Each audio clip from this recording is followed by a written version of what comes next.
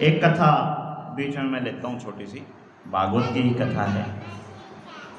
मेरे श्री हरि विष्णु जी ने उन्होंने अवतार लिया नर और नारायण के रूप में।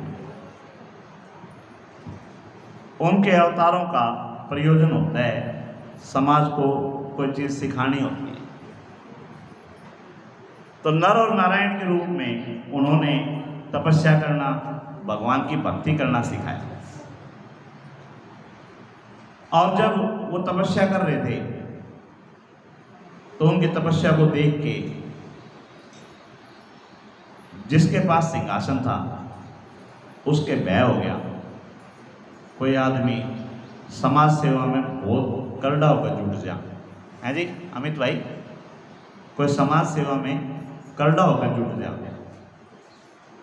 तो जो सीटिंग एमएलए है उसके पसीने आओगे नहीं आओगे कि हो ना हो अगले इलेक्शन में तेरी गद्दी खोसेगा। यही है ना।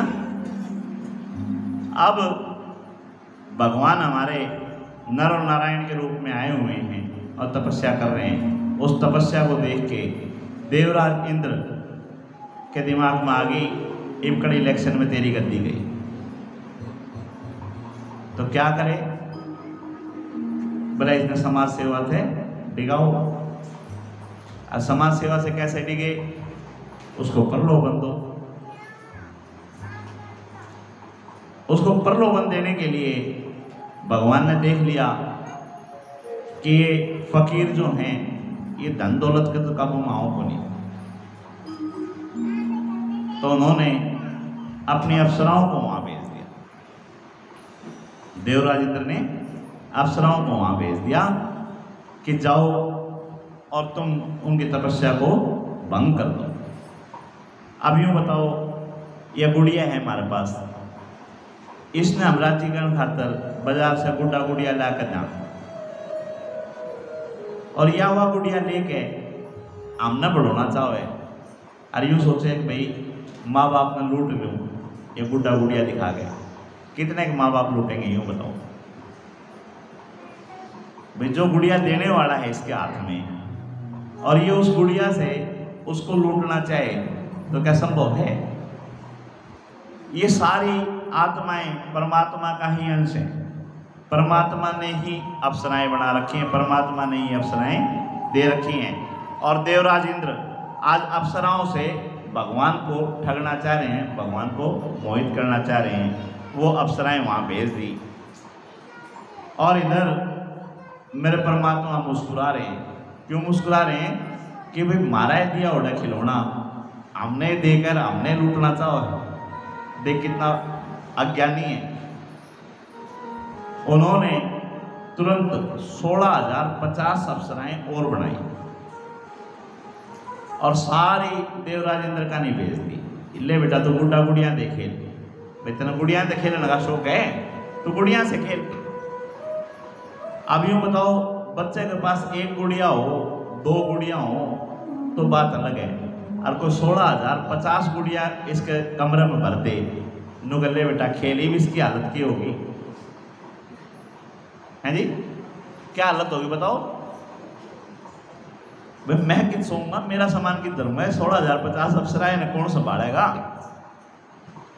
देवराज इंद्र तुरंत हाथ जोड़ के भगवान के सामने प्रकट हुए, अपनी गलती मानी। बोला महाराज मेरा बस की बात को नहीं है इतनी संभालनी, इन आप पे संभाल। इधर मेरे परमात्मा ने कहा कि भाई हमारा प्रयोजन होता है और मेरा प्रयोजन इस जन्म में आप इनको ज्ञान देने का है। मैं तो ज्ञान देने के लिए ये जन्म लिया है, तपस्या करने के लिए जन्म लिया है। इस जन्म में मैं शादी करूंगा नहीं। अब उन अप्सराओं ने कहा कि जी फिर माती प्रकट क्यों करा भाई, मार से प्रकट क्यों किया। और किया तो या तो देवराज इंद्र संभालें और इंद्र नहीं संभालते तो आप संभालो। और देवराज इंद्र जिसके सामने नतमस्तक हैं तो हम इसका तो जाके करा बिकेगी, आप पे संभालो, तो आप ही हमारे मालिक हो। तब महान परमात्मा ने कहा कि द्वापर युग में मैं भगवान श्री कृष्ण के रूप में अवतार लूँगा उस समय थारे सारे के साथ शादी करूँगा। बोला जी किस तरह करोगे? वो एडक मेरी है, तो हमने किस तरह इकट्ठी करूँगा, किस तरह नहीं करूँगा, थारी टेंशन नहीं है। उनको वरदान दे दिया और उनको अपने अपने काम पे लगा दिया। नर और नारायण की कथा समझ में आ गई, माया की कथा समझ में आ गई। माया परमात्मा ने कैसे दिखाई, नारद जी को भी दिखाई, ऋषि मार्कंडे को भी दिखाई, और नर और नारायण के रूप में आके जो 16,050 अप्सराएं बनाई थी वो भी माया ही थी। और परमात्मा मायापति हैं, मायापति कहलाते हैं। अब कथा जो है ज़्यादा सीरियस ही होती जा रही, थोड़ी सी नहीं, इसको सीरियस ना लेके वापस ले आते हैं अपने उस पर।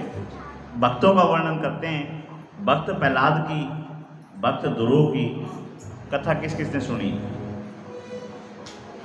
हाँ जी, भक्त प्रहलाद की और भक्त ध्रुव की कथा किस किसने सुनी है? सबने सुन रखी है ना? चलो जल्दी जल्दी फिर सुना दें आपने। भगवान श्री हरि विष्णु जी के पार्षद जय और विजय, उनको श्राप मिल गया कि तुम्हारे को 3 बार राक्षस बन के आना पड़ेगा। भगवान ने कहा कि मेरे भक्त अगर 3 बार राक्षस बनेंगे तो उनके उद्धार के लिए मेरे को 4 बार जाना पड़ेगा। जय और विजय हिरण्याक्ष और हिरण्यकश्यपु बन के आ गए। जब हिरण्याक्ष बन के आए तो वो पृथ्वी को उठा के समुद्र में ले गए, और पृथ्वी की रक्षा करने के लिए मेरे परमात्मा वामन रूप में, वरा रूप में आए, और वरा रूप में आके हिरण्याक्ष का अंत किया और पृथ्वी को वापस अपने जगह पे स्थापित कर दिया। हिरण्यकश्यपु अपने भाई का बदला लेना चाहता था, तो बोला भाई मैंने अब कोई भी विष्णु का नाम ले वो सुहाओ को नहीं, अब विष्णु का नाम कोई नहीं लेगा, सब मेरा नाम लेंगे। उसने चारों तरफ जितने भी गुरुकुल थे सारी किताबें पढ़वा दी। सारी किताबों में हिरण्यकश्यपु ही परमात्मा है ये लिखवा दी। भाई जहाँ भी होगी हिरण्यकश्यपु की पूजा होगी। वहीं देवराज इंद्र हिरण्यकश्यपु की पत्नी जो गर्भवती थी उसको उठा लाए। नारद जी ने ये देखा तो नारद जी ने देवराज इंद्र को लताड़ा कि देवताओं में और दैत्यों में कुछ तो अंतर है, अगर तुम भी ऐसे काम करोगे तो तुम्हारे में और उनमें अंतर क्या रह गया। देवराज इंद्र ने अपनी व्यथा कही, बोला ये पहले हमारे काबू में नहीं आ रहे, और ये भी हो बच्चा और आ जाएगा तो और ताकतवर हो जाएंगे। तब नारद जी ने उनको समझाया कि सब कुछ परमात्मा की इच्छा से होता है, परमात्मा की माया है, परमात्मा जो करना चाहते हैं उसके अनुसार होता है, इसमें थारी टेंशन लेने की जरूरत को नहीं, थोड़ा परमात्मा के ऊपर भी विश्वास करें। यानी देवताओं का भी देवता परमात्मा के ऊपर से विश्वास दिख जाता है, तो आप और हम तो साधारण जीव हैं, कोई बड़ी बात नहीं। ये कथाएं हमारे को बार बार याद दिलाती हैं कि हमारे को विकट परिस्थितियों में हिम्मत नहीं हारनी चाहिए, उसका सहारा लेना चाहिए, उसके ऊपर विश्वास रखना चाहिए कि वो आएगा, वो बदलेगा समय को। और समय बदलता है, बहुत तेज़ी से बदलता है। हमारे देखते देखते हमने बहुत चीज़ें देखी।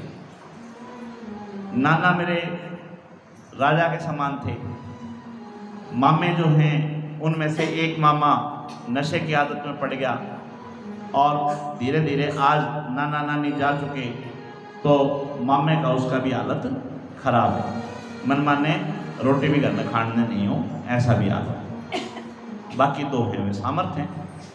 तो समय बदलता हमने खूब देखा है, राजा से रंग होते देखे, रंग से राजा होते देखे। परमात्मा के ऊपर विश्वास रखना चाहिए कि विकट परिस्थिति के अंदर वो आएगा, वो संभालेगा।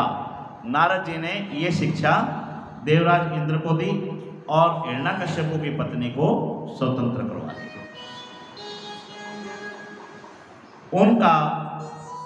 उनको गर्भ था, वहाँ पे उनकी डिलीवरी करवा दी। नारद जी ने अपने आश्रम के अंदर हिरण्यकश्यपु की पत्नी की डिलीवरी करवा दी। भक्त प्रहलाद उनके जन्म लिया, और जो समय बीच में मिला उस समय परमात्मा का नाम भगवान ने गर्भ में ही प्रहलाद को सिखा दिया। अब प्रहलाद को और हिरण्यकश्यपु की पत्नी को लाके हिरण्यकश्यपु को नारद जी ने सौंप दिया। नारद जी का हिरण्यकश्यपु ने आदर सत्कार किया, जो काम किया था उसके लिए धन्यवाद किया, और धीरे धीरे प्रहलाद बड़ा होने लग गया। तो जो बीज बोए हैं वो बीज तो जन्मेंगे। अब नारद जी को भगवान का बीज बो दिया था नारद जी ने भक्त प्रहलाद के हृदय में। जैसे जैसे बच्चा बड़ा हो रहा था वो भक्ति भी धीरे धीरे बड़ी होती जा रही। जब समय गुरुकुल में भेजने का आया तो हिरण्यकश्यपु के अध्यापक उनको सिखाते थे कि इस सृष्टि का मालिक हिरण्यकश्यपु, और भक्त प्रहलाद उनको सिखाता था कि गुरुजी आप गलत हो, इस सृष्टि के मालिक हमारे परमात्मा श्री हरि विष्णु जी। एक दिन हिरण्यकश्यपु ने बड़ी सभा में उससे पूछ लिया, बेटा ये बता इस धरती का मालिक कौन? तो बोले जी इस धरती का मालिक श्री हरि विष्णु जी। इतना कहते ही उसका गुस्सा चरम सीमा पे था और उसने कहा बुला तेरे विष्णु जी को। और जैसे ही उन्होंने कहा कि विष्णु जी को तो बुलाने की आवश्यकता है ही नहीं, वो इस सृष्टि के कण कण में विद्यमान है, और इस खंबे के अंदर भी परमात्मा हैं। हिरण्यकश्यपु ने पूछा तो भक्त प्रहलाद ने कहा हाँ वो हर एक जगह विराजमान हैं। तो हिरण्यकश्यपु ने गुस्से से उस खंबे को तोड़ दिया, और हिरण्यकश्यपु ने अपने तप से ये वरदान ले रखा था कि दिन में मरूं ना रात में मरूं, बाहर मरूं ना भीतर मरूं, जल में मरूं ना थल में मरूं, दिन में मरूं ना रात में मरूं, अस्त्र से मरूं ना शस्त्र से मरूं, नर से मरूं ना पशु से मरूं। ये सारे वरदान उसने ले रखे थे। अब परमात्मा ने वैसा ही रूप धारण किया, नरसिंह भगवान का रूप धारण करके हिरण्यकश्यपु को चौखट पे ले गया, और चौखट पे ले जाके अपने इस पे जांघाओं पे रख के और उससे पूछा कि ये बता तू घर के बाहर है या अंदर है? बोला जी ना घर के अंदर और ना घर के बाहर। बोला ये बता तू थल पे है या आकाश में है? भाई जमीन पे है या आकाश में? बोला ना थल पे ना आकाश में, जल में हो, थल में हो, आकाश में हो, कहीं हो? बोला कहीं नहीं। तो ठीक है, मैं नर हूँ या पशु हूँ?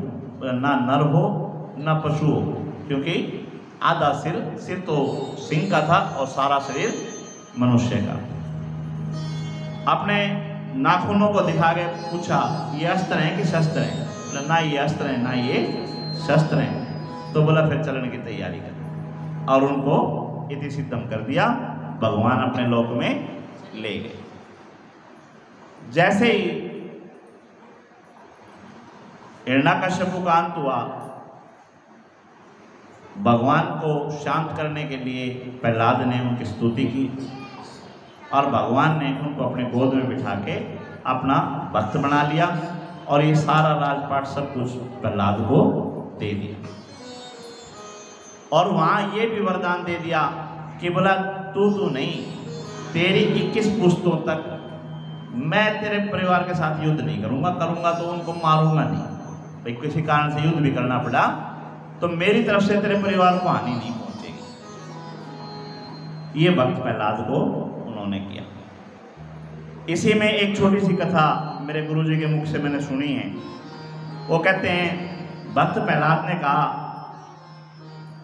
कि भगवान हम सब ने वैकुंठ में ले चलो, यहाँ छोड़ो मत, सबको वैकुंठ में ले चलो। तब श्री हरि विष्णु जी कहने लगे कि कह तो रहा है जाना कौन चाहता है? बोला जी वैकुंठ में जाने से कौन नाटेगा, वैकुंठ में जाने से मना कौन करेगा? तो बोला जा तेरे को जो सबसे दुखी हो उसको ले आ। अब प्रहलाद ने सोचा कि सबसे ज्यादा दुखी सूअर है, कुंडली में पड़ा रहे, नाड़िया में पड़ा रहे, विष्ठा खाता है, इससे ज्यादा तो मेरे हिसाब से दुखी कोई होगा नहीं। तो प्रहलाद सूअर के पास गया है और जाके उससे कहा है कि भगवान आज खुश हैं और कह रहे हैं कि भाई बैकुंठ लेके जाएंगे, चलने की तैयारी कर। तो सूअर का क्या जवाब रहा होगा? है जी, क्या जवाब रहा होगा? नो बोला भाई मेरे घर में चाल को नहीं, पहले घराड़ी तो जाकर बूझनी पड़ेगी, वाकई में कहेगी तो फिर विचार बनाना पड़ेगा। समझ गए? तो बोला भाई नेक काम में देरी किस बात की, चाल तेरी घराड़ी तो ले चाल। दोनों उसकी घरवाड़ी के पास चले गए, जाके सारी बात रिपीट कर दी कि भाई बैकुंठ का बुलावा आ रहा है। तो सूर्य का क्या जवाब आया होगा? क्या जवाब आया होगा भाई? यूं बोले उड़ खाने की मिलेगा, नू बता दे, क्योंकि सूअर तो पेट के वसीभूत है ना। तो बोले खाने के मिलेगा। भक्त प्रहलाद बोले कोई कमी है को नहीं, जो तेरी इच्छा हो वो खाइए, रसमलाई खाइए, घी पिए, दही खाइए, खीर बनाइए, हलवा खाइए, तेरा जो जीमा हुआ खाइए। अब सूर्य का भोजन क्या है भाई? विष्ठा, उसको इन चीजों से क्या लेना देना? तो बोले सारी बात छोड़ दो, बताओ विष्ठा मिलेगी नहीं मिलेगी? अरे बोला वहां पे बैकुंठ में इसका क्या काम? तो बोला फिर हमने ना जाना, तू ये जा। है जी? तो यानी ये कथा है। इसी कथा की एक मॉडर्न कथा सुनाता हूं। इलेक्शन का टाइम चल रहा था, जैसे अब चल रहा है, और एक सेठ जी इस दुनिया से चले गए। यमराज ने देखा धर्म भी कर रखा है और पाप भी कर रखे हैं, तो बोला भाई मिले तो दोनों चीज की तने, स्वर्ग में मिलेगा नरक में मिलेगा, इच्छा तेरे ऊपर छोड़ दी, तू बता स्वर्ग में जाना चाहता है नरक में जाना चाहता है? तो उसने कहा, बोला जी इसमें पूछने वाली कौन सी बात है, कहाँ जाना चाहिए भाई? हैं? अगला बोला जी इसमें तो सोचने की बात कौन, नरक में कौन जाना चाहो, स्वर्ग में लेके चलो। तो बोला भाई ऐसा है, कल उड़ाना ना दिए कि स्वर्ग में भेज दिया, मैं तो नरक में जाना चाहूँ था। तो यूं कर, जाके ने पहले स्वर्ग नरक दोनों देखिया, फिर तेरा जो समझ में आओ ना वहां चला जाइए। बोला ठीक है। अब पहले लेके गए स्वर्ग में। स्वर्ग में क्या देखने को मिला? खूब हरियाली है, फल फूलों से पौधे लदे पड़े हैं, हवाएं चल रही हैं, ठंडा ठंडा पानी बह रहा है, और दूर दूर कुटिया बन रही हैं, और सारे अपने अपनी कुटिया में भगवान का भजन करने लग रहे हैं। ये स्वर्ग का दृश्य था।